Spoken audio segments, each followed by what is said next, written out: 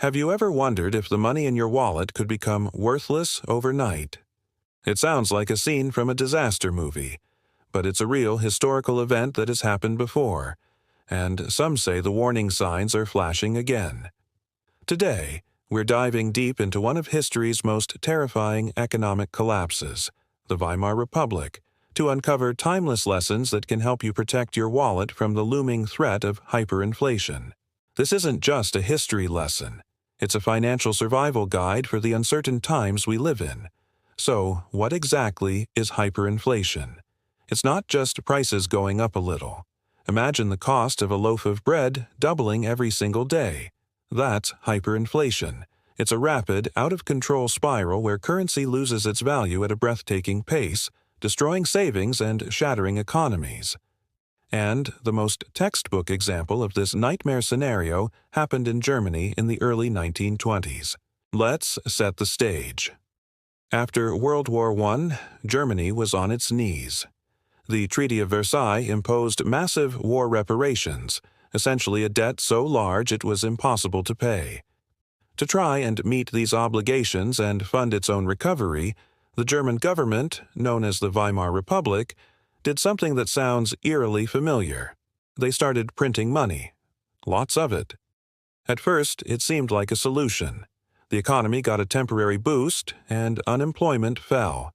But it was a house of cards. The more money they printed, the less each German mark was worth. By 1923, the situation had spiraled into pure chaos. People were paid twice a day because their morning wages would be worthless by the afternoon. They would rush to the stores with wheelbarrows full of cash just to buy basic groceries. A single loaf of bread that cost 250 marks in January 1923 skyrocketed to 200 billion marks by November. Think about that. Your entire life savings, carefully built over decades, could barely buy you a newspaper. Stories from that time are mind-boggling. People used banknotes as wallpaper because it was cheaper than actual wallpaper. Children played with stacks of cash as if they were building blocks. The currency had become meaningless. This wasn't just an economic crisis, it was a societal breakdown. The middle class, the bedrock of any stable society, was wiped out. Their savings, pensions, and investments evaporated into thin air. Trust in the government, in banks, in the very fabric of society, disintegrated. This profound instability created a fertile ground for extremism, paving the way for political turmoil that would have devastating consequences for the entire world. The lesson here is stark. When money dies, civility is not far behind. So, you might be thinking, that was 100 years ago. It couldn't happen here, right? Well, let's look at the parallels. Today, governments around the world, in response to various crises, have engaged in unprecedented levels of money printing and stimulus spending. We call it quantitative easing, but the principle is similar. We've seen inflation spike to 40-year highs, and while it has cooled slightly, the underlying pressures haven't vanished. National debts are soaring to astronomical levels. Does this mean we're headed for wheelbarrows of cash? Not necessarily. But it does mean the risk of significant currency devaluation is higher than it's been in generations. Ignoring these warning signs is a gamble you don't want to lose. The core ingredients that led to the Weimar disaster, massive debt and rampant money creation, are present in our modern economy. The wise move isn't to panic, but to prepare. So, how do you protect yourself? What can we learn from the survivors of the Weimar hyperinflation? The first and most crucial lesson is to own real, tangible assets. During the collapse, those who owned things you can touch, things that have intrinsic value, survived and even thrived. What does that mean for you today? First, consider real estate.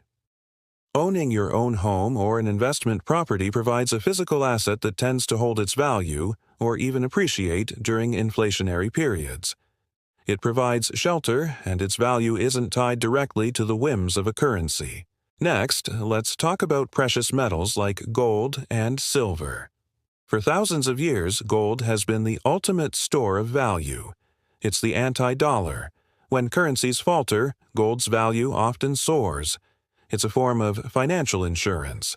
You don't need to fill your basement with gold bars, but having a small percentage of your portfolio in physical gold or silver can be a powerful hedge against currency devaluation.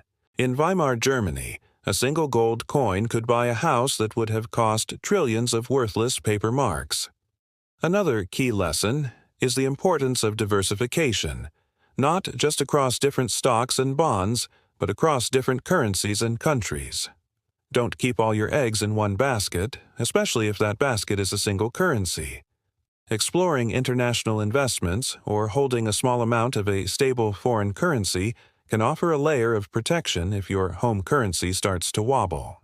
Think of it as geographic diversification for your wealth. Furthermore, focus on acquiring valuable skills and building a strong personal network. In a crisis, what you can do is often more valuable than what you own. Can you fix things? Grow food? Provide a critical service? These skills are inflation-proof. They represent real value that can be traded or used to earn a living, no matter what the official currency is doing. Similarly, a strong community of friends, family, and neighbors becomes an invaluable support system. In Weimar Germany, people relied on barter and mutual aid to get by. Your network is your safety net.